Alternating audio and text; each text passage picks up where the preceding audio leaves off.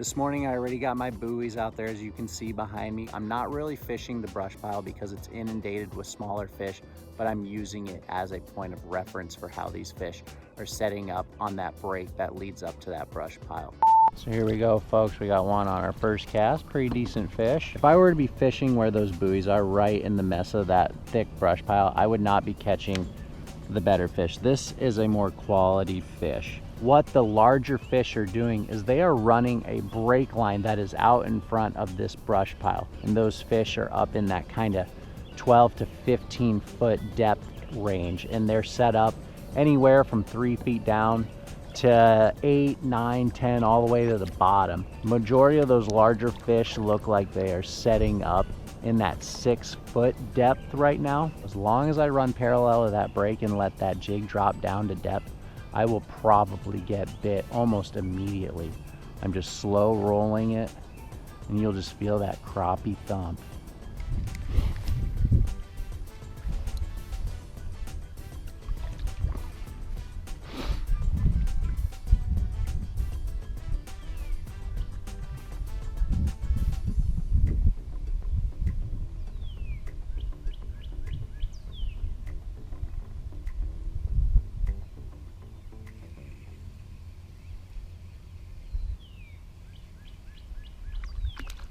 I'm a broken record at this point. All I'm doing is I'm using my electronics to kind of gauge the size of the fish. And what I'm finding is when I rolled over the inside of this brush pile now, the larger fish are now set up between the break and the brush pile. Earlier, they were set up hovering out over open water, so they're just constantly moving and meandering around this cover and along these breaks, and I'm just keeping up with them. You do need electronics to find this cover. That is the one caveat. You could cast around and find cover by finding snags, but just do yourself a favor.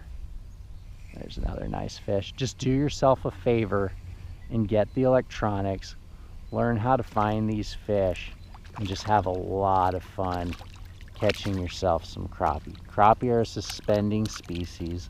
They're always usually over open water, or they are relating to cover that is submerged near that open water. So there's another beautiful crappie there. Let that one go. And they're always in a state of movement. My 2-year-old loves watching fish at the zoo because they're always moving. So you just got to use your tools to keep up with the schools. All right, folks, so I'm getting a lot of small fish again. So what I'm gonna do is I'm gonna just set my rod down. I'm gonna quietly just go past this brush pile, past my buoys, and see if I can find where some larger marks might be hanging out. Not really seeing any large marks right now. They're all pretty uniform, smaller fish at all depths there. Some better marks kind of suspending just off of this side of the brush pile. Those big ones have disappeared again, and that's just what they do. So what I will do is I will just fan cast that area that I saw those larger marks that are hanging out off the corner of this brush pile. Just fan cast the area, work it really well, try to pick off a decent individual or two, and then move again. It's fun when you get those larger fish on because there's definitely a different fight that those fish give you. Crappie are not a hard fighting fish. They're just a fun fish to catch. And you can just get on a pile of them. You can have non-stop action. It's just a lot of fun. So there's another decent fish right there. Beautiful crappie. Some slabs on there. Add him to the pile. That pre-spawn bite's really fun. Those fish are going to be spawning here in a couple months, so they're just going to be hanging out in deep water off of their spawning areas. They may go shallow if you get some really warm weather, but just count on those fish probably being deep, especially when you have just constant cold fronts coming through like we do here in Iowa. We get a cold front come through about every week, sometimes twice a week.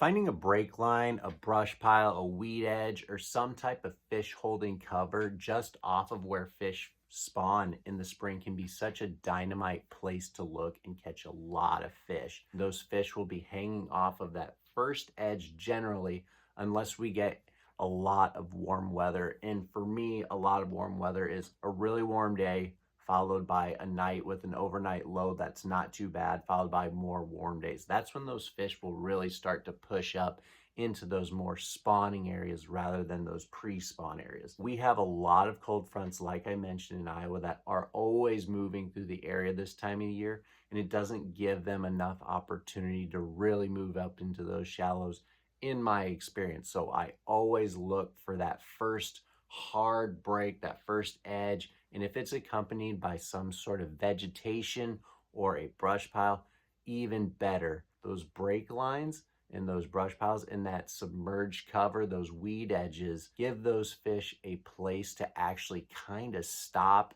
and stop moving so much, so you can actually make a good cast to an area where you're confident those fish will be kind of anchored for a little bit, and you can really catch a pile of those pre-spawn fish doing that. That's all I got for you guys. Little man's coming. He's on the way. He will be here any day now. So up until then, I will just keep fishing. I'll have updates for you as he arrives and what I will be doing once he is here. I hope I can keep creating content not long after, but there may be an honest break for a little bit. Take care. I hope you guys are catching yourself some.